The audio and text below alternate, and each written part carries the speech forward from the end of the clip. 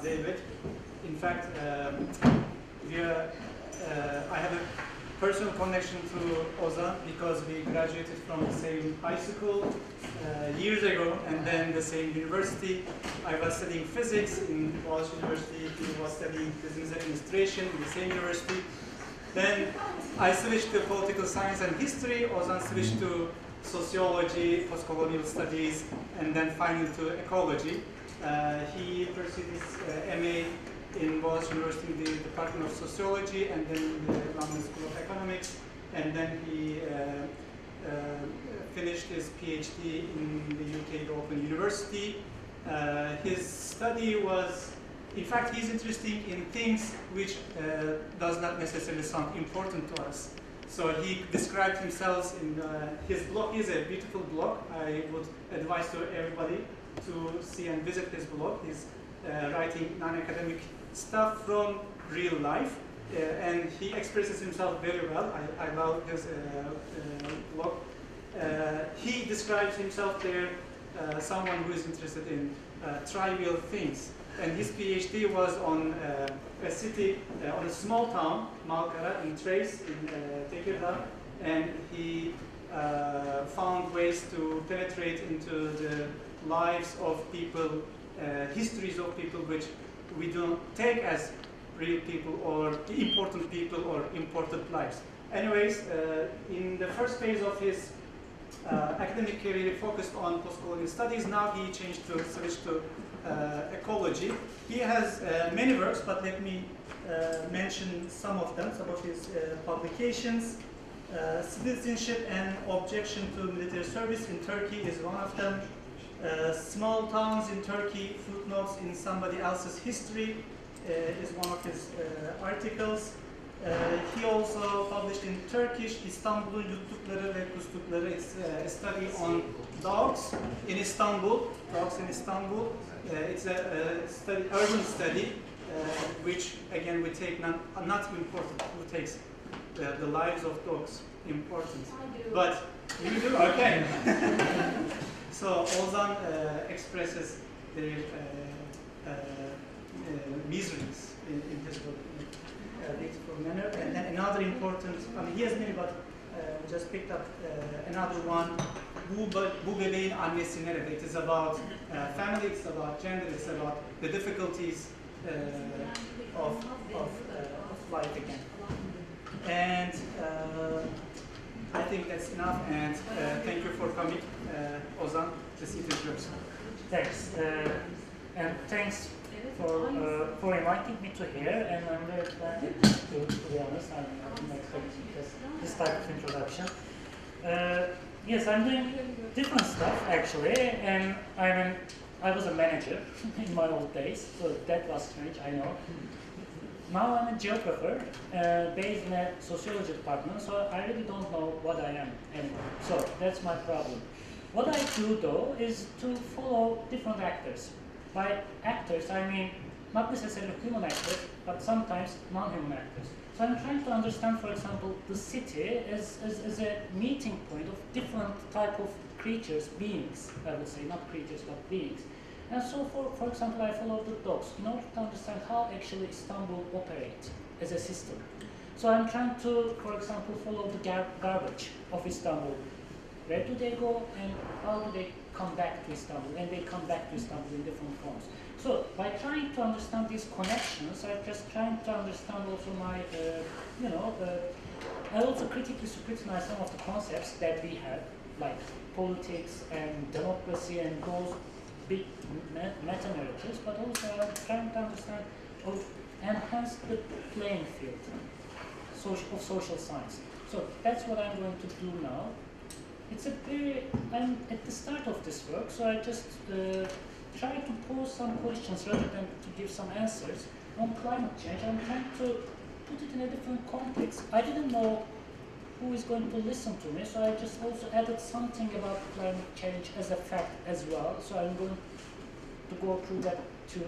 But then I posed some questions about what is the political system that we have, how can it cope with these problems that we are facing right now, and there are some problems, and what can we say, what can it tell us about about our economic system as well. So politics and economics, how can we just dissect these two concepts by looking at a case really? So I'm going to give you a case on climate change. And this is the outline. I usually don't give the outline up front, but this time I do. I'll start with Syria and then end with Syria. And I'll argue that actually climate change is very much related to wars that we have around Turkey. And Syria is one very big chunk of story on climate change. Then I'll go over some facts of climate change, reasons, that's very straightforward. And I'll look at the historical distribution, and I'll claim climate change actually is not really a good concept because it's not evenly distributed in many respects, geographically, but also historically there are different reasons for it. So it's not just one thing affecting every one of us. We, the world citizens, should unite and etc. I'll just take a distance from that kind of discourse, okay? And then I'll just try to investigate two really big institutions, and that's a challenge, and I want your contribution as well in that point at the end, really. How can we really think about our economic assumptions?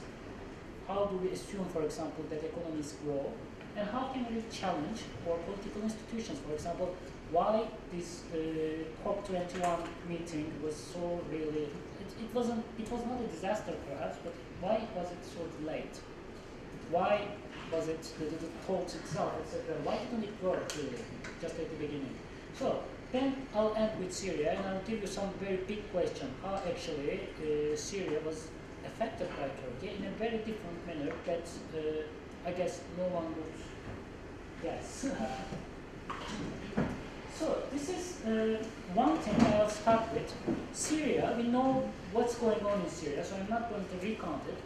But what we don't know is actually before the so-called Arab Spring or the rebellious movements and etc. between 2006 and 2011, over half of the country had suffered under the worst drought on record. That's a thing. That's a thing that we have to really cope with. What is this? I mean, just before everything started, right, in Syria. And in some parts of Syria, 85% of livestock died.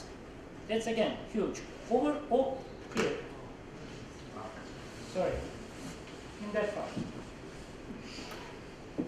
Over 1 million people had to migrate. These were internally displaced people just before the war. I'm not talking about the war.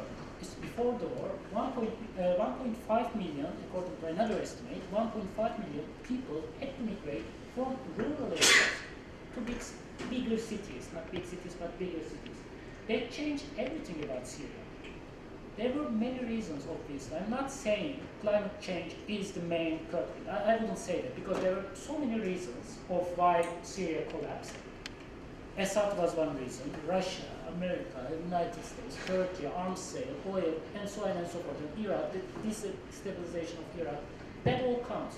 But what I want to say is just how can we really think in broader terms, right? I mean, yes, these are all actors, but what we try to do usually in social science, we try to narrow down our actors, right? Take some things out of the story, put it in very simple words. There is Putin, there is Obama, there is Erdogan, and Assad was very bad, the evil guy. So he did that, and he kind of stuff. It's a very dangerous discourse, I would say. It's a very journalistic discourse to simplify things and then explain the whole event as kind of, tensions between some men, not women, men in that. So it's also very gendered, the whole narrativization of the event. Agriculture's share of gross domestic product has fallen 10 to 13% in the past 10 years in Syria. So agriculture, in a way, collapsed because of this drought. It was very important. And this is the average rainfall in Syria. See, 1980s to now, there is a very significant drop really, a quarter. 20% of the rainfall has declined. In a way, it's a drastic decline. Can we just tie it directly to climate change? Not really. So we have to really be cautious about that, right? I mean, don't jump into any conclusion, but there is a thing that we have to face. And now there are people really around everywhere, in Europe as well, actually trying to tie climate change to all these things, the migration and wars and drought and death of livestock, dying of forests and etc. So there is a connection, perhaps, if you want to follow it.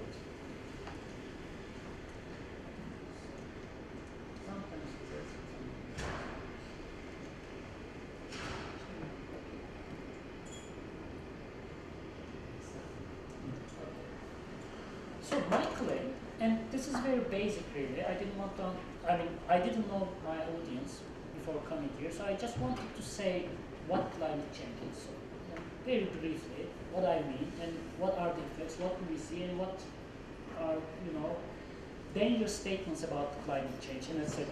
So, my claim, and many other people's claim as well, is that we don't breathe the same air as we breathed in the last 50 years. The atmosphere has changed. We don't breathe the same air. Birds don't fly in the same atmosphere. We change it very drastically in the very recent history, and that has consequences. The CO2 level in the atmosphere before the industrial revolution was about 280 parts per million. That's a different different unit, I know. 280. Now it's almost 400 parts per million. Okay, here we see it, the current thing. And we see here in this diagram, it's actually a very close correlation between temperatures in the last 800,000 years, so it's not really recent history. Every time CO2 levels rise, we see the temperatures rise as well. This is important.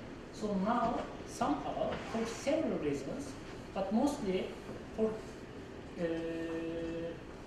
anthropocenic reasons, I don't like this concept, but just bear for a while, the CO2 levels increase beyond the safe threshold. And safe, I don't define what safe is, but scientists from several disciplines, different disciplines, agreed somehow, this is a consensus, it's dangerous, but again, there is a consensus. If we exceed 350 parts per million, then we won't be able to reverse it. It will be a little bit late, right? And we pass that threshold. This is dangerous, and I'll explain why it is so important. I mean, the numbers are so minimum. I mean, come on, 280 per million. Why does it matter even? It matters a lot. Because if there is no CO2 in the atmosphere, none, then the earth will freeze immediately. CO2 actually kind of, holds the warmth that comes from sun. Otherwise, if we didn't have any CO2, then there won't be life on Earth. But if it doubles the number, then we will be like Venus.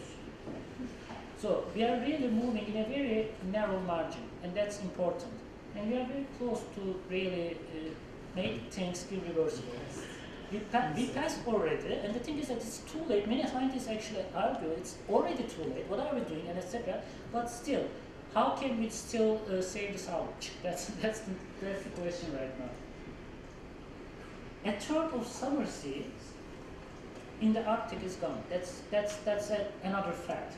The oceans are 30% more acidic. Shall I just show it to you, for example? In several parts of the world, these things happen. Can I just show you a short footage if that's okay? If there is, can you just... Ses var mı? Ses var değil mi abi? Tamam, yani. Tamam, geliyor.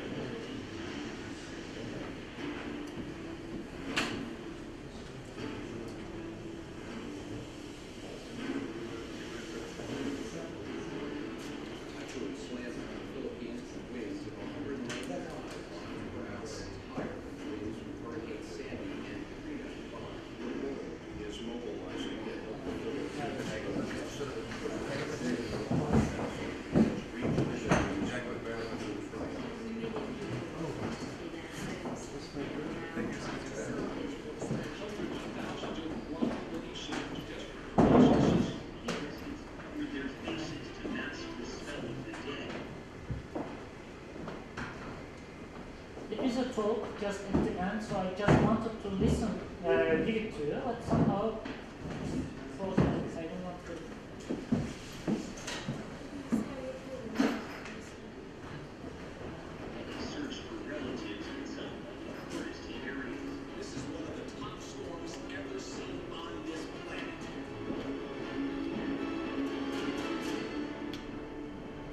Mr. President, Your Excellency, what my country is going through as a result of this extreme climate event is madness. Super Typhoon Haiyan made landfall in my own family's hometown.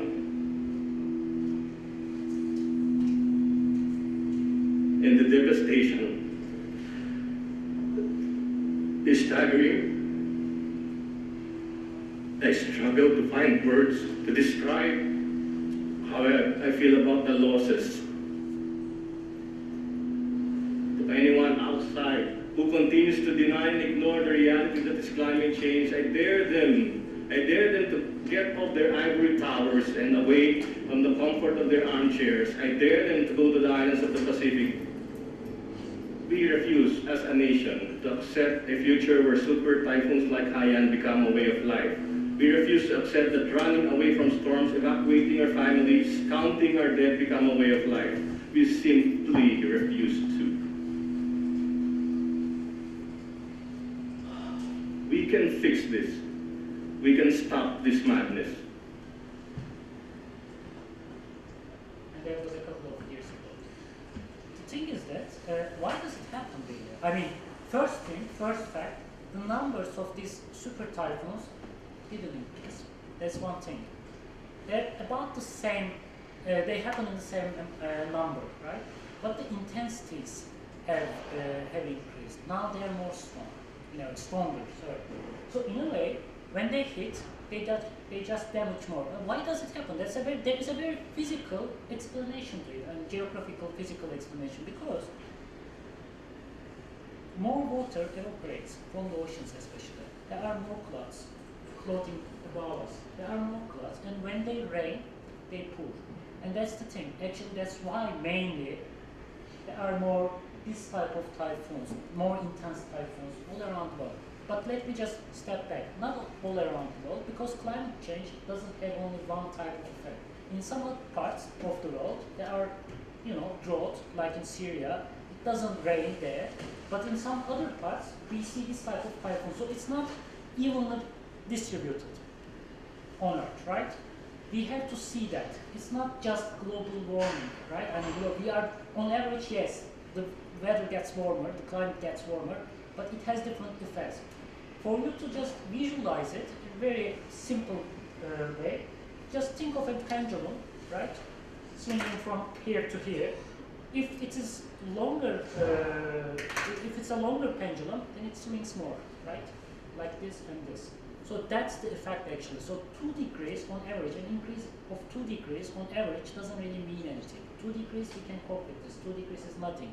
Yes, right, okay, but in some parts of the world, it just affects like this, and in some other parts of the world, like in Syria, it has completely different effects. It's not just 2 degrees. Okay, it's about the pendulum. To what extent can it swing? Where does it swing? Okay, these are just simple facts. So, and the thing is that the science behind it is not just coming from geographers or climate scientists. It comes from everywhere. From those scientists who work on forestry or on insects, on Arctic ice and fish and oceans and everywhere really. Now it's very strange. Trees are migrating. Can you imagine that? They're trying to reach to up north because they're trying to reach the Nordic colder isobars. It's called the isobars.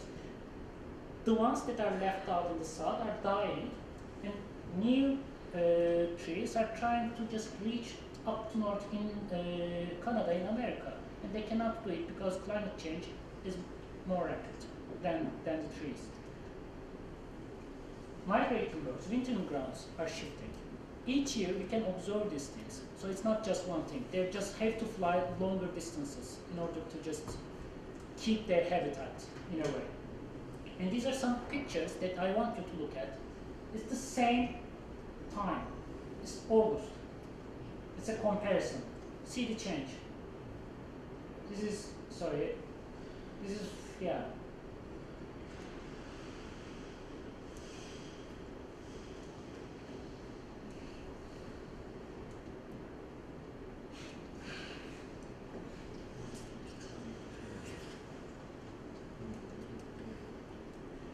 It's not only other parts of the hemisphere, but also mountaintops are also affected. This is a very recent comparison, and it's a very short time interval in between. So things are changing really. So the thing is that whether we accept it or not, some things will change. That's for sure. And actually we just observe them, as I said, I mean, droughts, Syria, wars, it's a very physical thing. It's not just, you know, I don't want to delve into this type of catastrophic talk, we are doomed and etc. But at this point, I think, and that's my point really, is that we really have to do our homework very well. By homework, we really have to scrutinize, as social scientists, we really have to scrutinize our main paradigms on economy, on political science, on states, on everything really. On democracy, on voting, on elections, some things don't work. So how can we really just invent new things? And we should do that because, as I will just show you, elections, for example, is not equipped to cope with this type of problems. Okay, and the reason, these are very basic, straightforward things that I'm going to show you here. The reasons, population, there are now more people on Earth. But that's not the reason, because since the Industrial Revolution, there are 3 times more people on Earth living. But it's not the reason, because consumption levels really have increased a lot, 50 times, since the Industrial Revolution. So population is not really the problem. The way we consume, the way we actually just cycle things through our lives very rapidly, that's a very thing that we have to just deal with. Transportation, it's incredible stuff. 40% of this problem, more or less, it's not exact science, you know, 14% is guessed, is estimated, comes from transportation. We travel a lot, but not only us. Everything travels a lot. Everything travels a lot. Just open your refrigerator, look at the things inside, and see your food. Where do they come from? They just have to travel miles, really, thousands of miles sometimes, especially, for example, in Britain. When you just open it, some fresh onion, for example, comes from Kenya. Can you imagine that? I mean, comes from Kenya. How can it be to begin with? It's very strange. Here it's less, but again, or clothing, or shoes, everything really. And we also travel a lot. Our academic system is entirely based on travel. If you go to Bursa, for example, for an academic conference, it's not that prestigious, right? I mean, okay, if you are from Turkey, of course. Bursa, well, yeah, but if you were in San Francisco, presented a paper, regardless, on a sheet paper, it doesn't even have to be a good paper, right? If you go to San Francisco, do that presentation for 20 minutes, and then come back here for 5 days, you do that, you're actually climate, you're guilty of just doing that, but somehow you're appreciated. The whole academic system works in different, you know, assumptions in that way. So that's strange, and all the corporations encourage their employees to travel all around the world. Digital, for example, is a TV channel, like, I don't know what it is really, but they just take their contractors each year to a far distant part of the world. It was Thailand for 1 year, and then Las Vegas the other year, and I'm talking about thousands of people, by the way. It's a business dealing, but all of the business dealings happen like that, almost all of them. If you just take them far away, then you become a good corporation. It's strange. Probably, I mean, in the 30 years ago or so, women could wear fur, right? You remember, animal skins. And that was acceptable. Probably, I assume, I guess, I'm not sure though, in 20 years or so, traveling like this would be another shameful activity, and we'll try to hide that from our peers. Not be proud of that, but hide that from our peers. I hope.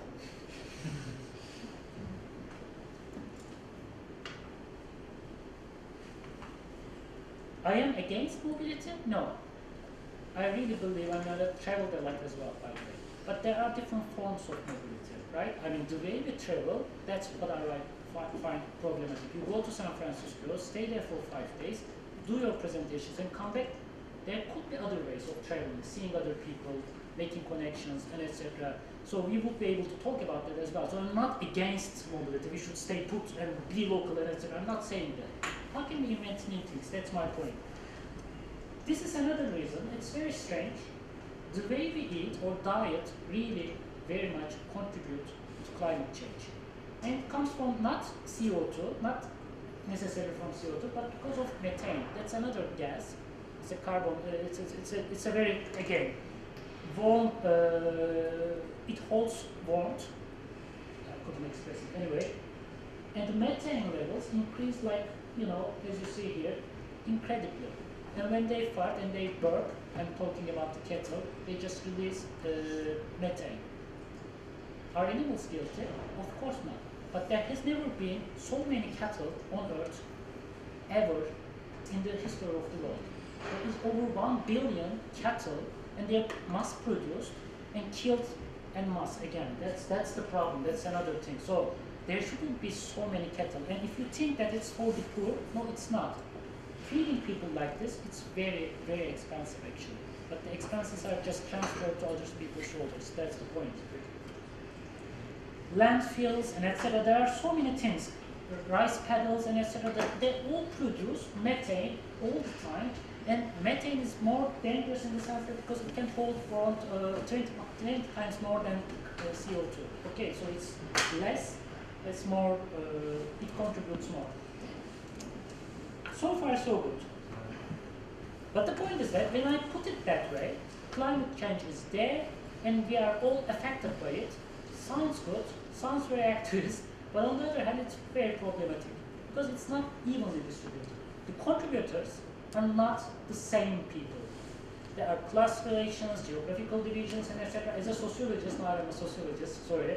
As a sociologist, we really have to look at these stratifications, right? Otherwise, it just becomes one bundle of words and you can apply to it. No. Just look at this. This is an atlas of pollution they call, but I will just, anyway. The world in carbon dioxide emissions. Which countries contribute more? And you see them bigger in size. Here, China, for example, North America, here, Europe, and you see here a little bit of Africa. Africa doesn't really contribute. Contribute, I mean, in a negative way, right?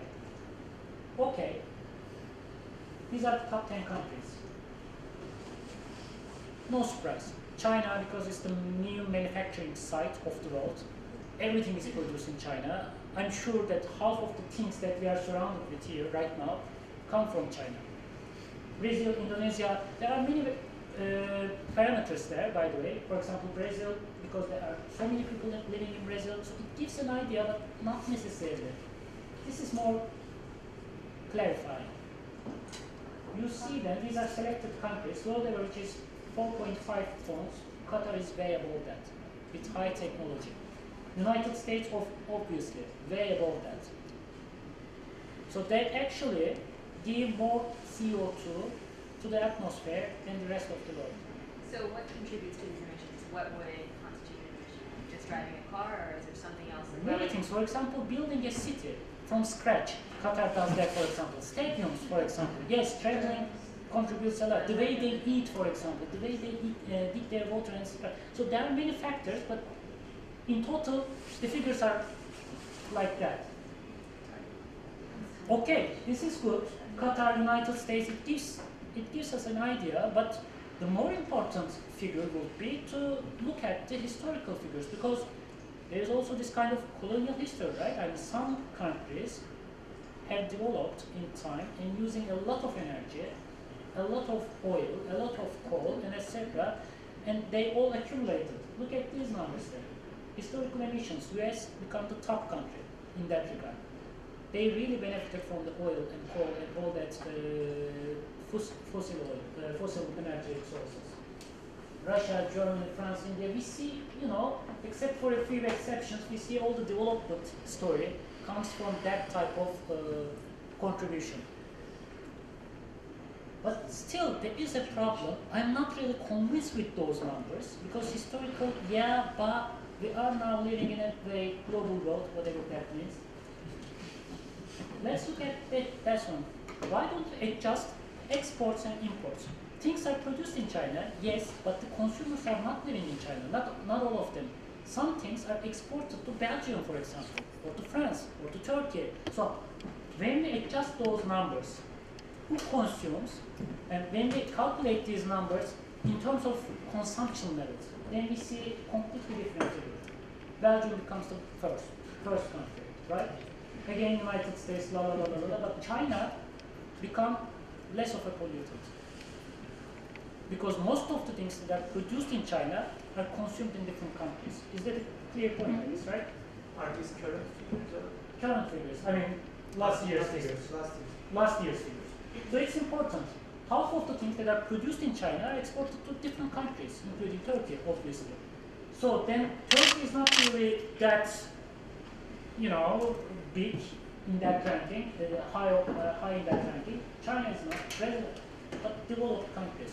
So my first question, so what is development then? What do we aim for? What are basic principles of economic growth, and etc. So we should aim to raise those questions by looking at these figures, because faced with this type of problems, growth, development, and etc., all these things become, what are we doing really?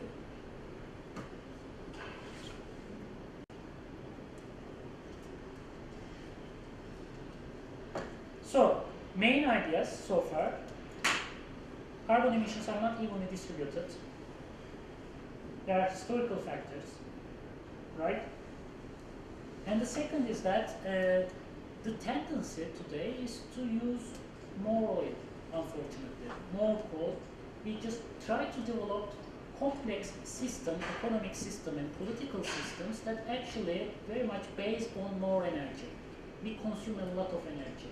And every time we make a development project and etc., we develop a kind of growth project and etc., they necessarily somehow increase the level of energy consumption. We can say this by looking at, for example, the academic circles. The thing that I just told you, academia somehow developed into a more energy-intensive institution. Journalism is like that. Everything is like that. Agriculture is like that. Cattle breeding is like that. Everything now trying to figure ways of consuming more energy because it's called growth. It contributes to the gross domestic product of a nation, of a country. That's very strange. The more we consume, the more we contribute to the GDP, GNP, gross national product, gross domestic product. There's a very strange correlation there. If you don't consume energy, I'm talking about fossil oils, whatever, energy, if you don't consume energy, then it means, nah, it's futile, you didn't have to do it, it's very local, we should develop the cattle breeding, and etc. Let's look at the agriculture, for example. There are different forms of agriculture, and it is amazing really to look at this. Sweden agriculture is the most ancient form. They don't even use oxen, right? It's just that you slash and use the land, and the land, if the land doesn't yield anymore, then you move to another piece of land, to another block. Low irrigation agriculture, that we could observe until 50 years ago or so. And industrial capitalist agriculture. When you look at the input-output ratios, and this is important, the thing is that industrial agriculture is more productive. It can yield from same size of land, it can yield much more corn, much more soya, whatever, much more yield from the same given entity of land, okay, unit of land. But when you look at the consumption of the energy, then the figures change. Actually, input-output ratio is much higher in the very archaic, primitive way of agriculture. It's 1 to 11, just look at it. That means you don't really have to put energy or labor or anything into the land. It just grows by itself, almost by itself, right? But this system, it's incredible. You get a lot, but in order to have that corn, you have to put a lot of energy in forms of pesticides, in forms of fertilizers, and etc., in forms of tractors, in form a lot of things, machinery. And what does that mean really? Every time, actually, the tendency, and still this is the tendency, all the systems that we have, trying to get organized in that direction, getting more complex, getting more energy dependent, and etc. And that's another problem that it poses. Not everyone can get into this sector anymore. If you are a small farmer, you cannot do this type of agriculture, industrial agriculture. It's too late. You have to have a lot of capital, you have to have connections, you have to have, you know, tractors and pesticides, you have to have a big land. In small lands, in small, you know, lots, you can't do agriculture anymore. It's impossible. And we see that everywhere, really. In cattle breeding, I see the same observation. I'm working on that cattle production in Turkey, and I see the same thing actually.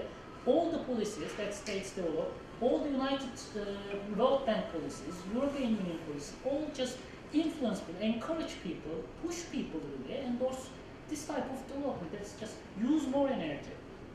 Just try to organize yourself in a different way. Don't use the grasslands over there. There is buildings for that. I will bring your food, feed for animals from Argentina. Don't worry, I'll give credit to you. Just put your animals there, get that certificate, and produce in a more energy intensive way. That's the basic idea. This is interesting, right? And just because of that, many people, at least in Turkey, had to give up their lands. Sorry, look at this. In the last 10 years, the size of cultivated lands in Turkey is reduced by the size of Belgium. People don't want to work in agriculture anymore. Because if you are not a rich entrepreneur, I would say, not farmer I would say, but rich entrepreneur who have those connections to state and municipalities and etc., it doesn't work really.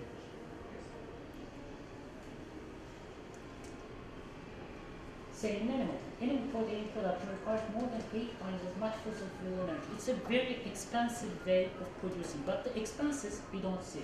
It's called in economy, it's called externalities. I don't know if you want to just use that concept. Externalities mean, have you heard this word before? Externalities. Externalities means in the price tag, you just pay, I don't know, 10 lira, just 10 lira might seem cheap for you, but actually, for producing that for 10 lira, you pollute the river, you damage the health of people, you actually torture the animal, you use a lot of oil, and in order to extract that oil, you bomb some people over there, in Iraq, in everywhere really, kill, torture, and etc., but you don't count that as costs, right? So it seems like cheap, but in order to have that cheap item, you really have to destroy the rest of the world, in many respects. And they don't count. They don't get into the accounting rules. This is called externalities, and there is a big, very political movement actually. We should include externalities into our accounting system, otherwise it doesn't even make sense. Or all economic system doesn't really calculate the cost appropriately. It's very wrong in this system, they say. And it's important. So actually it's very expensive because it uses a lot of oil, but somehow we can eat meat very cheaply.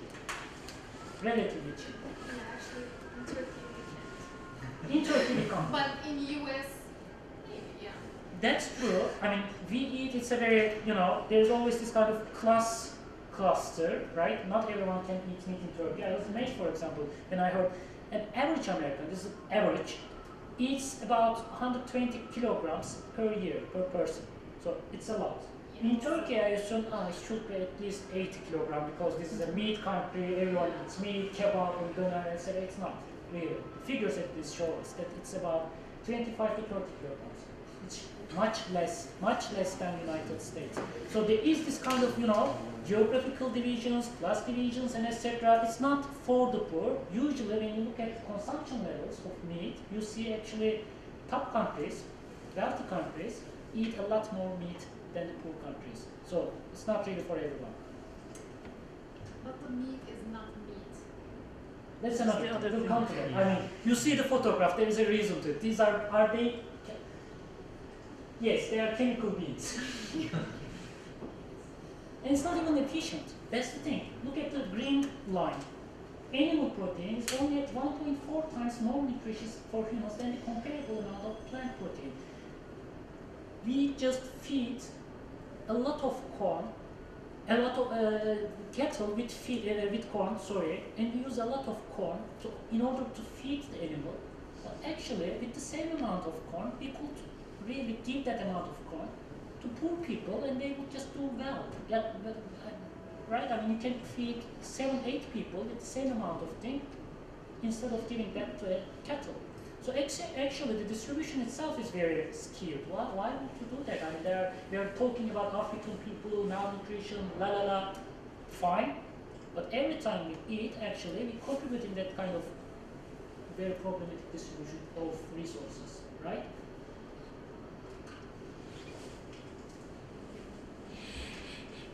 And this is kind of, it just explains itself, I guess. Beef, you can drive, I mean, you consume a lot of oil by beef, right? Okay. Let me just move on.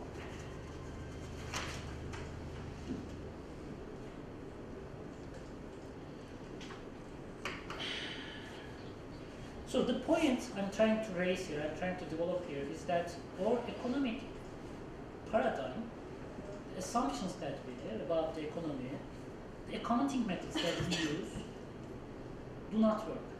Especially when faced with this type of problems, I'm talking about climate change, it doesn't work. So how can we really invent new things? So how can we really imagine, and we should do that, imagine a new accounting system, for example, that not only count the cost of the corporation, but the cost of everyone, really.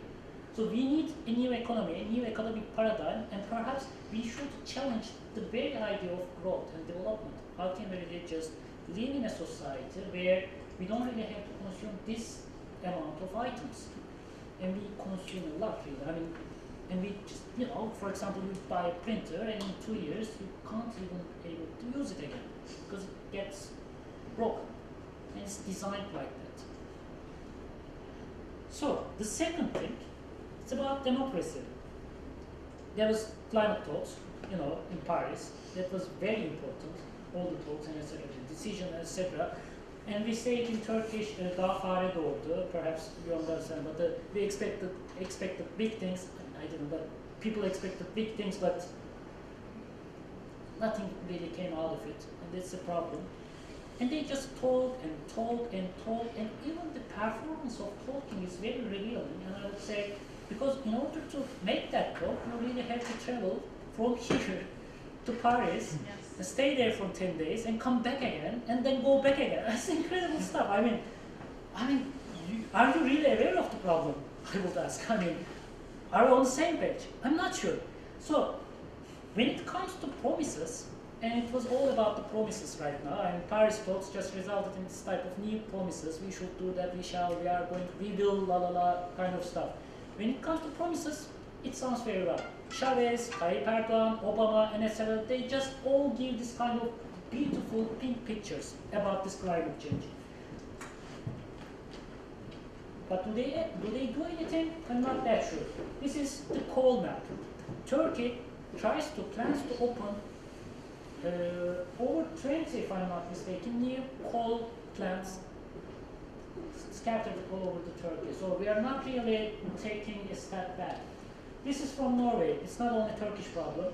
In 2014, a motion introduced to the Norwegian parliament calling for a halt to new drilling because it was deemed antithetical to Norway's climate change policies was defeated by 95 votes to 3. So Norway also didn't want to contribute, right? I mean, we need that drilling because Norway, all this welfare, all this kind of, free independent journalism and NGOs and all this requires kind of resources, and that resources, we make those connections very well. I mean, all those resources come from somewhere and damage some other people's life, obviously.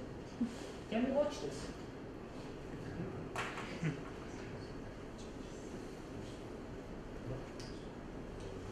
It's short. Incredibly, this latest damning scientific report may still face an uphill climb with some of us.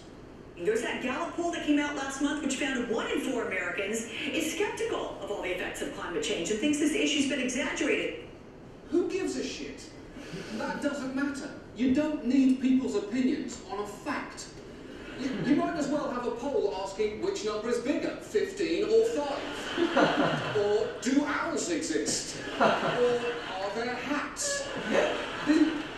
The debate on climate change should not be whether or should do about it. There is a mountain of research on this topic. Global temperatures are rising, heat waves are becoming more common, sea surface temperatures are also rising,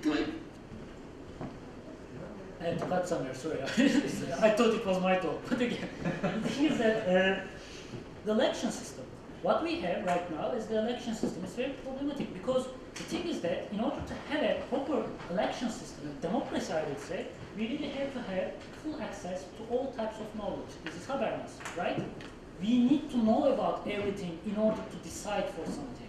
We don't know a lot of things, let's say. I don't want to use a bad word, but the thing is that we are really misinformed in many respects, and we don't really care. So how would you cope with this kind of election system? Obama, think of Obama. If any president, of American president, can they say, for example, okay, in the next 5 years, I will just prohibit all the American cars, make them much smaller, like the Japanese cars, and I will just pause this civilization. We can't act like that. Would he be able to be elected? Would he be able to come to the office by saying that?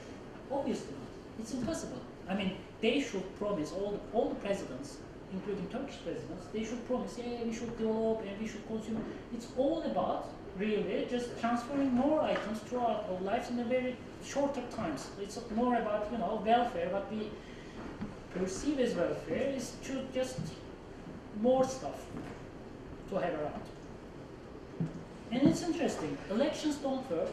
Political system doesn't really just cope with this type of problem. And look at this one. This is very interesting. This is Obama. The Senate and the government in the United States is divided on this issue. On climate change. Now, if you went to a doctor, no, let's change that. You go to 100 doctors, and 99 of them tell you, you've got diabetes. You've got to stop eating bacon and nuts every day. And we have to monitor your health, and we gotta fix this. You wouldn't say, oh, that's a conspiracy. They're making that up. All 99 of those doctors got together with Obama to try to prevent me from having bacon and donuts. You wouldn't do that.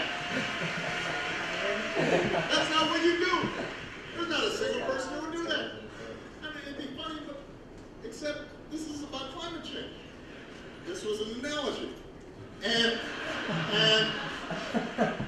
the planet's warming. 99% of scientists have said it's warming, and we've got the Republican chairman of the Senate Energy and Environment Committee carrying a snowball into the Senate chambers to show that there's still snow and that climate change isn't happening. I am not making that up. That's what happened. That's what happened.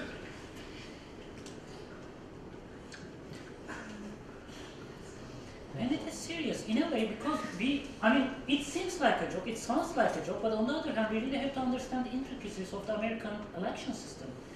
There are Koch brothers, for example. These are, they're really big,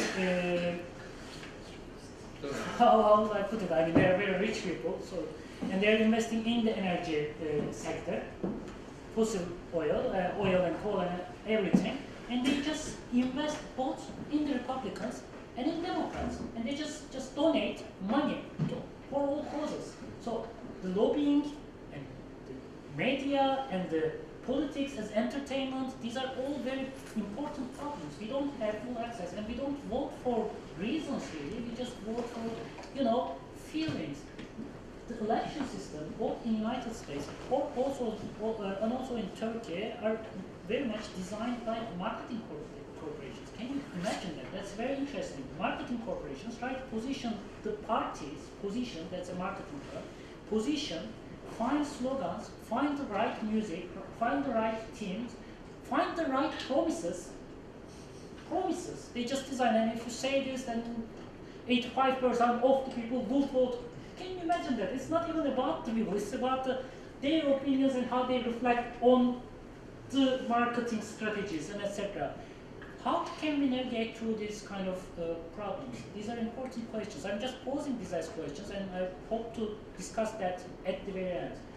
Just let me conclude them. So I started with Syria. I said, yes, climate change might be a factor, but there are other factors. Have you heard this? How many are from here, from Turkey? So I assume most of you know what GAP project is about. It's a very big thing in Turkey. It still is, I guess. It said we will become a mighty nation after this project is completed. We will become the regional power. And it was all over the newspapers, high school textbooks, and etc. It was a very big thing. And I'll claim, it's very interesting, it was a military project. And military project, and it was very much affected the Syrian landscape, because on these two rivers, both in Iraq and in Syria, Turkish government built 22 dams and 19 hydroelectric power plants. Syria population, meanwhile, has increased like that, as you can see, and 70% of the population depends on rural production. And what happened is that after this big project, 40% here, 40% of this river, Euphrates, how do you pronounce it? I'm not sure. Frat's water has decreased by 40%. So it's not just the single factor. You see, there was climate change, drought, decline in rainfall, and etc. But also this one.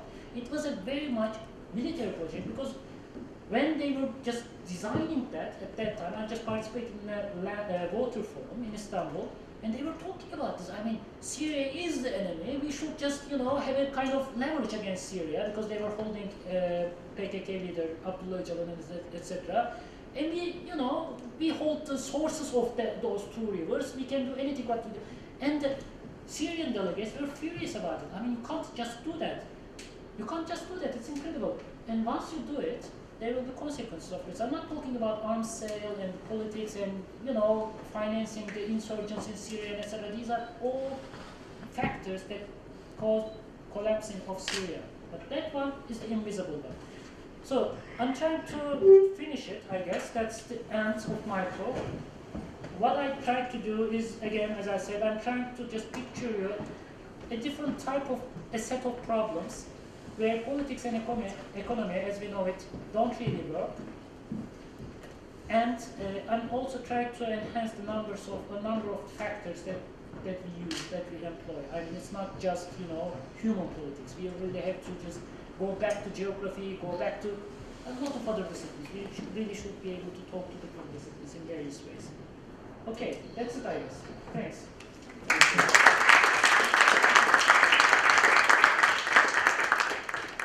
Thank you very much, Ozan, for this talk.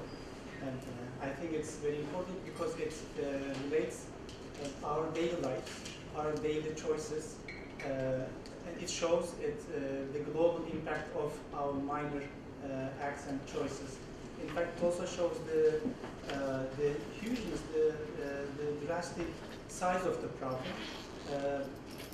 I'm a historian, so I will just go back to the history. 19th century, the primary question of the 19th century was how to develop. It seems that after 2 centuries, that's a century and a half, we have to ask now how to stop developing so fast, advancing so fast. And Ozan also showed us how deep is the philosophical dimensions of the question, because it involves our values like liberty, freedom, democracy, how they function, even science itself.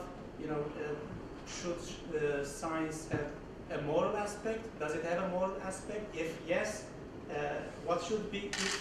And it also it's about our social order. We entered a new social order in the 19th century. I mean, starting with the Industrial Revolution, but now this social order does not work anymore. It's not sustainable. We have to reflect upon our social order. If that requires a new morality, if that morality requires a new ontology, we have to think about this. And we have to, it definitely relates to our morality, and maybe we have to come up with a new morality of consumption or production. we have to include externalities, etc., etc. Thank you very much. It was very beneficial for me and I think also the rest of the audience here. And the floor is open for your questions. Or other debates, really. I mean, I would really like to converse with you rather than just answering some questions, if that's okay with you. You want to pose questions? Can I pose? Is there anyone here, for example, working on issues around this one? I mean, and I see a lot of different ties, really. I mean, sorry. But we know each other, so. You know each other, okay. We talk about that. But I didn't know, you're working on eco-criticism. I'm working on eco-criticism, but my BA was on environmental engineering, so I was raised to be a capitalist, you know, working in the system to get more from the environment and with less rubbish to the world, but it doesn't work really. So. Anyways, I'm trying literature right now. For you. Safer. Actually, I wanted to say something about this Paris climate change talk. For that talk, there was a video released by Coco the Gorilla. Maybe some of you have seen that.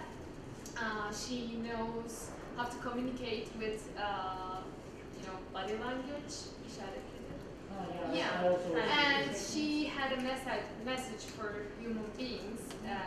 She said, humans are stupid, save the world. Before it's too late. And the irony is she was trained by human beings, controlled, dominated, and tortured maybe to teach that language to her. And she's capable of speaking 2,000 words. It's more than an average person knows. So yeah, this is the situation we are living in. So my solution to this problem is, the scientists are saying it's already too late. Some of them. Yeah. So don't have children. Eat your last meat. Breathe your last breath. I'm not that dark, though.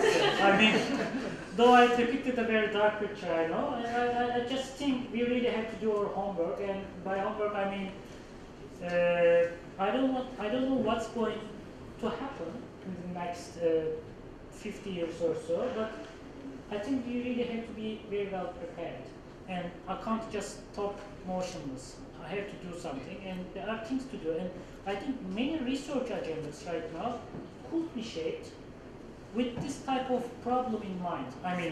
Wherever you are working, I'm not sure, economy, finance, dam projects or development projects or all these, humanitarian projects, whatever you do, what type of change will it cause to know this type of thing, and etc. And there are lots of literature actually talking about these issues. It's also, you can find it in different things. I don't know if you are familiar with it though, is that post-humanities, actor network theories, Brunel, and etc. There is a Foucauldian take on all these issues, and etc. There is a Donna Haraway, cyborg, and etc. How can we read the nature-culture divide? And anthropologists, for example, Philip Descola, and etc. They are doing actually, come on, and that we needed, as you said, we need a new ontology, and the ontologies that we developed so far somehow create some obstacles. We don't have to abandon them, but how can we just take a different look at them? With an ecological twist to everything that we study. He doesn't even call it ecological, but the thing is that, this issue could be called in various ways. It's not necessarily an ecological issue, I just phrase it like that, but the thing is that it's also a kind of financial issue. It's also a kind of moral issue in a way, I would say. So you can just have different takes on this issue, I guess. And it's important to just create a bubble where we can just communicate our different research agendas via this kind of, network. Sorry, I don't. Somebody should just give. Should I? I had a general question, but I sort of answered a little bit. I was trying to put together trash, dogs. You were at Open University, so I guess you were studying with John Law. a little bit of actor network theory, material semiotics. So you were just bringing it up about ontology because you were asking what is climate change? So there's ontological questions. And part of it, what I'm guessing right now, this is where my thinking is taking me, is addressing the criticism you had of Anthropocene, or talking about this era of humanity, is that it hides the fact that most of the pollution and most of this negative ways of thinking come from European development. It's a European and American project. So what I'm thinking right now is that we have to have like a non-Western ontology. So try to find or inform on our ontology from scientific and technological trajectories from the others. And I don't know which one. It has to be a study where we can pick from different other civilizations concepts or ways of thinking that could be useful. Yes, and there is a very strong literature again on this issue, not coming from John Law and his peers, but also from post-colonial studies. And post-colonial studies, but there is also this danger. Can I just? How does it work? By the way, should I just? No rules. Two things. It's very important to just think about other places as well. And by doing that, we will be able to understand the West better, I would claim. Because the West, and that's from Trullo, if you heard of him, I don't know, he's a historian. Trullo, the West doesn't exist. I know, I've been there. He means by that, he means, just look at the Atlantic Triangle, for example. Do you know what it is? Atlantic Triangle,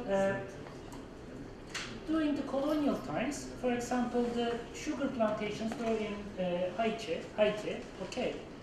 The slaves were coming from Africa, were forced to put to work in a different region of the world, and the capital and the violence was coming from France, right? This is a kind of interconnected space. So the West is actually written, the history of the West is written also in Africa.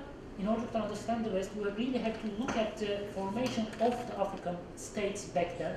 And you really have to look at the people, dispossessed people in Haiti, killed, massacred people in Haiti, so that you can understand the West. So the West doesn't really exist as an entity, as a closed entity.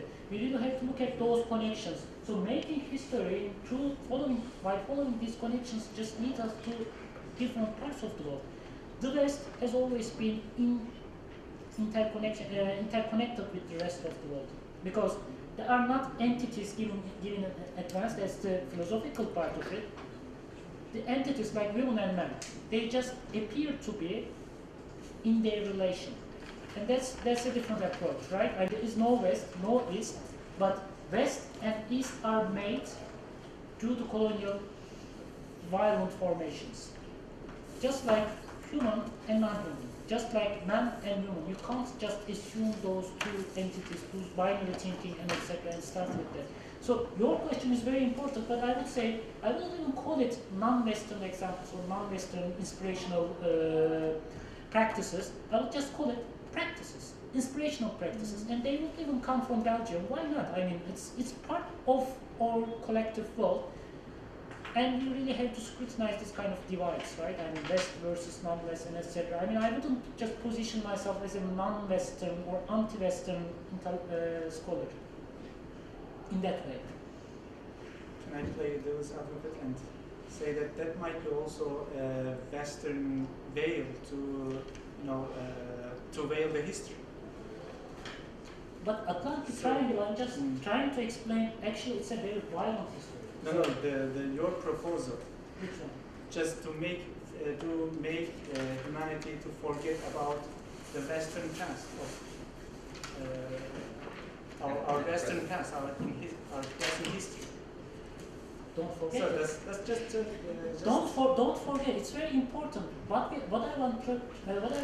I do propose is really the wealth accumulated in the West. And there are also class stratification, etc. I'm not really comfortable with this term, but regardless, the wealth accumulated in the West really comes from different parts of the world. So in order to understand the West, we really look at the violence of the West. So it's not just a way, it's not a way really, it's just opening that way. West, the welfare state, democracy, free independence, journalism, and all these state institutions have well-functioning bureaucracy, for example. Can you think of it? It's very expensive really. Going to a judge and I said, an independent media, for example, it's again very expensive, NGOs and all that stuff. So you can't just admire the West, and that's what we do usually, all these development projects in Israel. We should catch up to the West. They're doing all the things very well, and we should just be like them, and etc. What I'm proposing, no, the West didn't just come to existence in one day. We really have to just dig that history, understand the interconnected histories, so that we cannot just admire the West, and we can't even use the word West as a separate entity. The West happened to be at the expense of many other places, and that's really, a network approach to the history, right? It's called Gurminder Bambra. She's a British scholar, brilliant. I would strongly recommend you to read her. If you're Gurminder Bambra, I will just circulate name. It's very difficult to just spell her name. Gurminder Bambra. She's a post-colonial scholar, and she just works on this kind of interconnected histories. Interconnected histories is the term she coined. Yes. There's one more. For one thing, the idea of raise the idea of transatlantic slave trade, trying to close to 50 million Africans from West Africa were extracted and processed elsewhere in South America, and later on dispatched to North America, British agriculture. Andre Gunderfang, in his book, The Underdevelopment of Development, he says the development of the West is the underdevelopment of the West. And you have a massive historical resource expatriations, directly and indirectly by the West. So we're not in essence ramifying the existence of the West, but when we talk about the West, we are referring by application North America on the one hand, and secondly, countries like Dutch, the United Kingdom, and their institutions. So in essence, when we talk about the West, we are by application addressing those indicators which will somehow represent the West. So we're not. So this is one of my points. The second point which I would like to get across is the prospect, the future of this environmental crisis. As we see it, I feel like as if it's not something optimistic that we can be optimistic about. It's rather extremely pessimistic. As you have perhaps listed, the examples that we've seen in a number of countries of the world, drought, famine, all this environmental flood, and the cyclone is increasing, not linearly but exponentially. And the solution fundamentally, as I have gone through some of the sociology of environment, the solution is fundamentally at macro level. We know there are a number of grassroots movements by governmental organizations, educational institutions, research institutions. But for the most part, we know that the environmental pollution that's being caused in the world today are industrially oriented countries in the West who have massive, agricultural intensive production systems. So unless you have certain paradigm shift in how policies are designed, in how their development pattern is arrested somehow to some extent by the West, then to expect solution to come out of the blue would be an senseless sacrifice. We are just simply having a discussion. Otherwise, we know the conference that they are having in Brazil, you have Kyoto, you have a number of summits, but the West, specifically the United Kingdom, America, specifically in China, and a number of them, were not in a position really to sign that this carbon dioxide exchange has to be reduced to some extent, or you have this program, the carbon dioxide exchange program, in which you so there's a cap to carbon emissions. Yes. So all these are like, on the one hand, it is symptom elevation, not necessarily addressing the problem at grassroots level. And secondly, you see a degree of extreme insistency on behalf of these developed nations, because it's an opportunity cost otherwise. If you have to really control, sharpen, channel of economic engagement, then it will have a subsequent implication for your GNP or GDP base. Thanks, and I just take it for as a contribution, and it's very important. But just let me add this. And I also think that there is this kind of lack of alternatives right now, right? I mean, there is capitalism, and yes, communism collapsed, and it wouldn't survive, it wouldn't revive probably, I would say, I don't know. But the lack of imagination is also part of the problem. I'm not very confident that states do change things and etc. But regardless, when we come to that point, if we come to that point, we should be prepared. And by prepared, I mean we really have to have some projects, imaginings, right? Imaginations. How can we really just, for example, find direct ways of production and consumption? How can we link our diet, for example, to different forms of production? And we are doing that, for example, right now at Bilgi University. We are trying to invent things. These are really, I mean, not sponsored or funded by the state, not even supported. But the thing is that when the time comes, we should be able to go with our projects. These are the things that could be done, right? When the time comes, we should be prepared. Otherwise, I mean, there is only capitalism when it collapses, and if people want to change and forced to change the system, we really don't have any clue what to do next, right? I mean, and that's part of the problem. I can't dictate the rules to states as a person right now, but I can push them to just see different alternatives. So, as an alternative, are we talking about ecological villages? Religious? No, ecological villages. Villages. I'm not sure. Is it an alternative? Yeah, villages too. That's the hard part, I must say. I mean, it's like, you know, with a teaspoon you're trying to carve Mount Himalaya. Like, is it really useful? Is it something that would change anything in this, you know, course of production and consuming? Is it really working? I don't know. Is it really an alternative? Just let me phrase this in a different way. Capitalism didn't happen overnight either. Step by step, structure by structure, all these financial tools, all these banks, all this, you know, everything. It's not just an abstract system really. It has to be created by people, right? Different sorts of people. When you just see the ecological village as the solution, then we see a problem. Yes, it wouldn't work. It's a small village, two stupid hippies doing that, and it's like...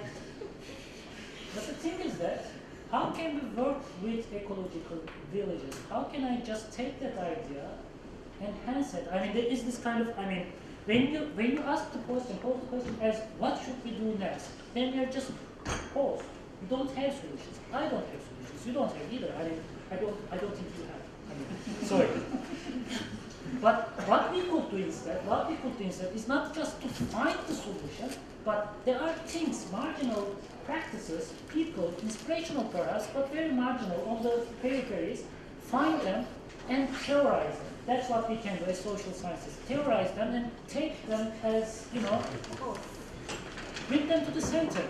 And criticize them at the same time. I'm not talking about this kind of romantic, ecological villages, let's just propagate their ideas to the center. It's not just that. Criticize them, convert them, be in dialogue with them. That's important. But what we can do is to just look at the margins. There's a very important thing, to anticipate what is coming. That's what we can do. Funny thing is, now everybody, this is the topic I guess, everybody discusses nowadays. For 2 weeks ago, Ali Koç said, you know, he's the head of the biggest firm in Turkey, and he said he blamed capitalism for this. And Zuckerman, and also this is another thing, but they are 99% of his wealth somehow donated to a wakf kind of thing, I don't know. But everybody discusses this, but really where is the solution? And there are too many solutions. That's the problem, perhaps. Some of the people pose that question. I mean, we ask the same question, and question is very simple. This is margin or the center where revolution comes from. The Marx was from the center. Philosophers, for instance, or the American fathers. Think of I'm looking to that point. But there are these philosophers. They write, take letters, or how do you call them? These philosophical works. They say it, and somehow the revolutions come afterwards. I don't know. Think of the big revolution, French Revolution, the Industrial Revolution, or even Agricultural Revolution. I don't know. We should maybe go back and look at them, how they take place. And then maybe we are now anticipating the kind of revolution, because Zizek was saying we don't know what will come next, but we just, I don't know, where do you see the after? And this is a very difficult question, and everybody has a different answer. I don't know. I didn't really get your answer at the same time, by the way. And where do you see the locus of that? It's a big question. Of course, we should ask this question. What we can imagine is, I'm not talking about geographical centers or peripheries. I'm talking about marginalities, margins. It could be in Belgium, yes, practices. It could be in Argentina. Doesn't really matter. I'm talking about, by marginal, I mean, for example, can we produce the tomato by not using banks, by not referring to hybrid seeds, banks, banking system, financial system, big capital, and etc. Can we create a different mode of production where we actually cut off big distributors, right? Distances, perhaps, if it's necessary. No hybrid seeds, hybrid, right, okay, these are the seeds of contemporary world. How can I just invent a different marginal, in this case, agriculture, where I don't have to use pesticides. Instead, I just use polyculture, for example, where one plant is just trying to protect the other plants, and etc. How can I use the land with a different logic, not as a monoculture, like I plant just corn for acres, right? Instead, how can I use the land? This is marginal. That's what I'm talking about. It could be in Argentina. It could be in. Let me just say something. Are you talking something like this? Because I really like your talk, because you really put it everywhere, and in every layer, like problems in institutional design, democracy, elections, so our production designs, let's say. In every corner of society, we have this fossil fuels, and our energy system. Everything is problematic, and now we need to change all these. But are you, for instance, advocating kind of, when Arendt comes to my mind, so more like open forum-like structures that this representative democracy, instead of representative democracy, let's open up this public square, let's make forums and just unleash all these different voices, so that that voice will somehow create its own future and its own revolution, let's say. They will be the vanguard of the revolution. This public square will be the vanguard. Or do you see like this marginal different practices, more the kind of table, let's say, big philosophers, let's say, and you are even, we have some, I would say, tasks to need set us. Why don't you, for instance, go there and understand them and theorize them, and write about them? Where you really, it's a very difficult thing. I don't know the answer. More open, like Arendian thing, or more centralized, like us philosophers write the future philosophy and then put it into practice? I'm not sure, because I don't know the answer either, and that's a difficult question that you ask, really. I mean, open forums and direct democracy and etc. might work, might not work. I'm not sure. It depends, really, I would say. I mean, in certain instances, to do things, sometimes you have to just lead, right? I don't know, really. I don't know the answer. But what I'm trying to suggest here is perhaps the center, periphery, regardless of those concepts, what we can do as social scientists, I'm talking about this room, really, not as a financier, not as a banker, and etc. We need to, finding solutions is difficult. We have to collaborate, talk to other people, work with other people, invent things together. What they do and what we do can speak to each other, can talk to each other, and that's important. That agriculture, I'm talking... It doesn't have to be an end of civilization, but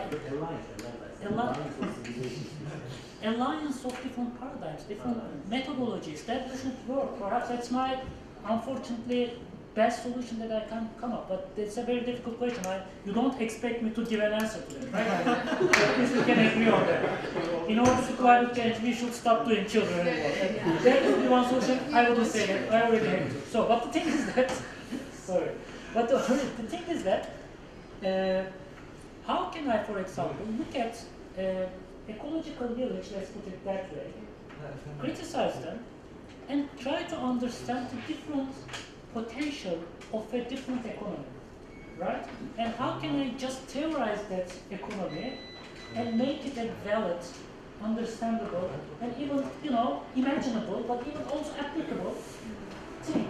That would be a way to proceed, I would say. We can't do everything. I can't do the ecological village at the same time. I can't just raise cattle. It's too late for me, unfortunately. I'm not sure. Perhaps it's too late because even my habituses didn't develop like that. It's a different type of, you know, bodily performance, really. I work with them.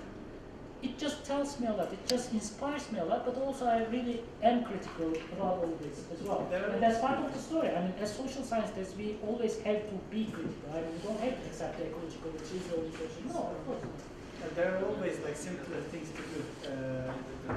And there are many, so the challenge, there are challenges at different levels. And for instance, founding an ecological village might be a difficult project, but there are simpler things to do in our daily lives.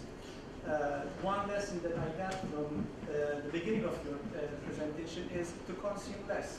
You don't need to, you know, found a village, but just, you know, try to consume less. We don't need to change our mobile phones every year, or our laptops, even our clothes, or the amount of the food that we consume.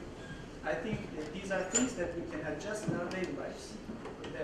They are cheap because you will save money by consuming less. And this is a doable thing. But it does not, of course, solve the whole problem because you know, the choices which are presented to us for consumption are the products of the production sector. So it does not, so what I try to say is, if there is a solution at one level, we can start with applying that. And we will, in the future, or in a long way, we can think about the medium level problems and the macro level problems. For instance, like Turkey or like late developing countries would oppose ecological adjustments by stating that, you know, you have been historically polluting the world so much, and you have accumulated this amount of wealth, and now you are asking us to stop polluting. But this comes at the very end, and our impact at that level might be minor, but our impact at the level of our daily lives might be huge by like decreasing our level of consumption. So these are different levels at which we have different impact. So we should not pose the case as if there is no solution to that at all, because this international system cannot be changed. Maybe the international system cannot be changed, but I can change my habit of eating. I can change my habit of clothing. I can change my habit of using electronic devices. These are easy to change. They are designed to malfunction in 2 years. This is important. I mean, all impact is different at every circle, I would say. But I also want to start with, I mean, production and consumption become two different universes, right? Like, we don't see the production side most of the time. A very political act, and I would call it an enactment, to just turning distances into political discussions, debates. Why don't I see the production? So how can I consume in such a way that I also change the production at the same time? Not just consuming less, but also, for example, how can I just reach the producer? Intelligent consumption, for instance. Build a cooperative. Informed consumption. Informed consumption, and also just politicize that network, that change. How that item reached to me. How can I politicize? There are so many ways. For example, what we are trying to do right now at Build It is a very simple, and it's not a solution, just don't just criticize. We're trying to build a cooperative, for example. We are reaching to producers.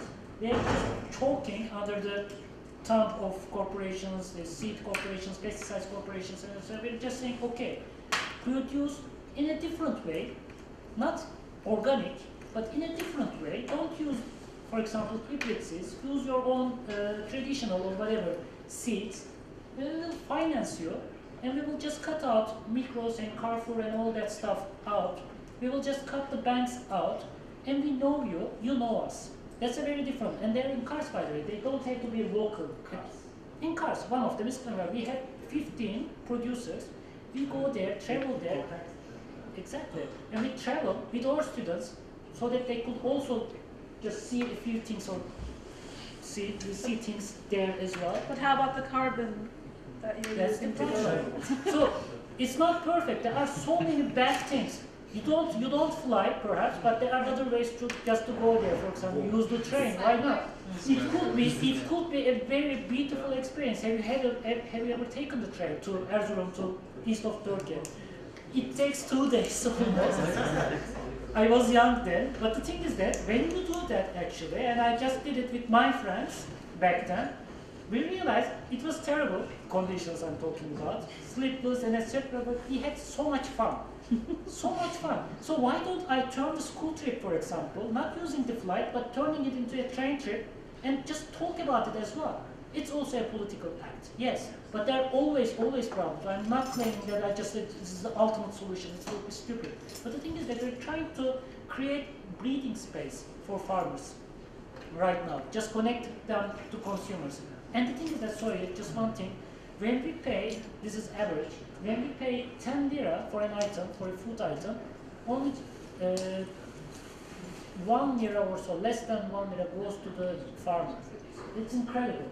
Most of the money goes to marketers, advertisers, these are two different things. The companies in between, distributors, and etc., packaging, and all that stuff gets the money, and 1 lira, it's incredible. So how can I increase that? That's a very political act. I changed my consumption habits, I changed my consumption habits, but at the same time I try to change the structure of production and consumption. Yeah. I think most of us are in agreement about certain things, right? That personal habits can change, and that is inspiring, right? We should all do that immediately, starting yesterday. I like the idea of the ecological village, although if we founded a village, Obama would probably personally destroy it with a drone. And I think the question that was skipped over, though, and there's a debate on this that you acknowledged, but the answer to it is somewhat important, is the question of how much time do we have left, right? Because if we're past that point, right? If we're already past the point of no return, that means that we are immediately now, currently, locked in a struggle for survival that only the biggest violators have acknowledged, and they're probably preparing for it. If there's time left, then it means we need to figure out how much time do we have to take those major violators to get their hands off of the gears of our society so that way we can live a different way, and then that requires then these inventions, right? Whether they are actual physical inventions or ecological innovations or political re-envisionings. That's a process that we need to go through, not in some loose, academic way, but like we got about 10 years before we literally are going to be looking at our extinction. So what's next? We say our prayers on time, hope for the best, but like this is something that we're engaged with. So I'm wondering, what in your research of these back and forth, you somewhat discounted the idea that it's too late, or maybe you were just being optimistic for us. But I'm in a I've heard dark both place, ways. to be honest. I didn't want to just give that message, but I'm in a dark place, to be honest. How much will be left? It's a question. There are different, let's say, ideas about it. The consensus is about in 15 years, if we just continue like that, yes, in 15 years, 5. No, humanity will not go extinct, but it will be really, we will be in a different world. Right? Not just like in a Hollywood movie, like this waves and etc. But it's not like that. But the thing is that it will not hit everyone the same way. And this is very important. It's not about humanity getting extinct and etc. Some people will completely have different experiences on that. So this is important. That's one thing to keep in mind. Malthus was saying the same thing. So this is a typical talk like autism. Yes. Cornucopians says. Yes, so that's why I'm not going to just say extinct and etc. These are I mean tricky concepts to deal with. 15 years, we don't know what's going to happen. I'm not going to say people will get less and then we will become better off. That would be the idea. I wouldn't say that to the real Malthusian version. But what I see, consensus at least, just reveals that actually if you don't take steps, it's already late, but if you don't take steps in 15 years, we won't be able to just control these things, the chain of events that will follow. So this is important. So we really have to be in that way quick in thinking and in practice. This is important, but I did leave that part out of the conversation because otherwise we could just leave us in a very easy way in a pessimistic position, right? I mean, it's already too late. Yes, exactly. That is very close in many respects, really, right? If you are really in a dark place, then you stop doing things. Or you build your fort, right, and say, I'm going to protect my family against everybody else, right? Which is maybe what people always do naturally without a restraining influence. But currently, the restraining influence in society, they are the biggest violators of these, of this very tenuous balance, which doesn't really exist. But can I add something here, really? Because I'm feeling like I'm going to explode. I'm trying to keep it in, but really, there's this. Okay, jokes aside, I was reading on these issues for a long while. I'm working my thesis on this, and there are so many solutions to these issues. There is this cornucopian way of thinking. It's not environmental at all, and they're saying that we're going to overcome this environmental crisis with more technology. We're going to produce renewable energy, and we're going to produce, we're going to produce more, and we're going to produce more energy, but in a better way. So we're going to save the world, but there might be some casualties, and they might be Africans, but still we're going to save the world. This is one option. And second option is mild environmentalism, like donating to Greenpeace and buying from Whole Food stores, like that. And there's this deep ecology solution, like building ecological villages and trying to reduce the money loss between the producer and the consumer, this kind of stuff. And there are these ecofeminists who think that all these problems are caused because mankind is thinking of the world, the nature as women, and meanwhile violating women, they are violating the nature. So if they change their perception about women, then their perception about nature will change, and eventually they will stop torturing it. And there is a lot more, views like that, but I mean, they all have this, lack of human-to-human interaction. They are always thinking about what can we fix on nature, but there is a more important problem, I think, and I'm going to try to explain this in my thesis. There's a problem of people-to-people, understanding. There are a lot of people. I mean, there's a Mexican, illegal living in America, and she's buying McDonald's for $1, and malnutrition, and working for nothing.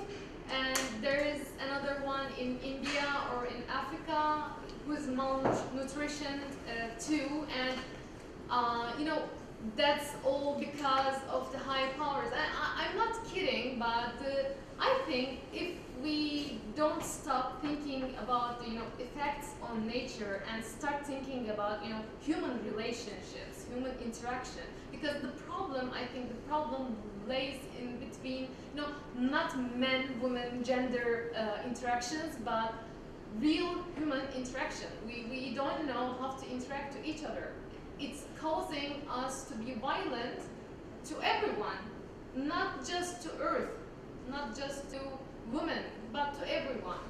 So, but it seems too abstract to me. Okay, so but the thing is my theory is, there is this, I mean, civilization is a big title which includes a lot, like culture, tradition, religion, you know, rituals, from primordial to modern rituals, and way of understanding, really. It's You're not going to explain your whole PhD, right? No. It's not a PhD, actually. It's an MA.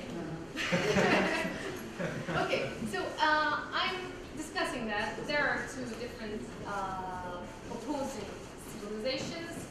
One is a machinery civilization, and one is a more humane civilization, and it doesn't depend on really, you know. Actually, I might need more time to explain this because I'm not sure about this yet, but still, I mean, he's advocating exactly this position, like he's thinking is like this. We don't know, nobody knows, so you should. Okay, so there's this theory of Ibn Khaldun, but it's going to take a lot, you know, a lot of time. Yeah, maybe it's not the time to explain this. So, long story short, yeah, we should discuss it. I would like to. And important thing is that it's very important. There are two sorts of solutions. As you said, this is very good observation. Big solutions financed by corporations and etc. We will solve the climate everything because we could just burn the coal, burn the CO2, bury it under the ground and etc. These are big solutions, big finance solutions. There are also these individual solutions. In between is a gap, really. Individual solutions. But what we can do really is to just work through those two levels, two scales. It's not just the individual solutions that we are seeking for. It's not definitely the big bang solutions, I would call it, finance solutions, this kind of huge solution. How can I just organize the society in different ways? It's all about, I'm a geographer again, a student of Dorian Massian, etc. from local university, and it's all about placemaking. How can we design, think, imagine different places? And by places, I'm not talking about localities. Local, I've not even used that word, that concept. Places which are interconnected to each other, which are not necessarily small in size. It could be a region, perhaps. But how can I imagine different networks, different regions, so that I can change all the relations in that place? This is important. And by relations, I mean economic, financial, and etc., and human to human, perhaps. And I would include human to non-human.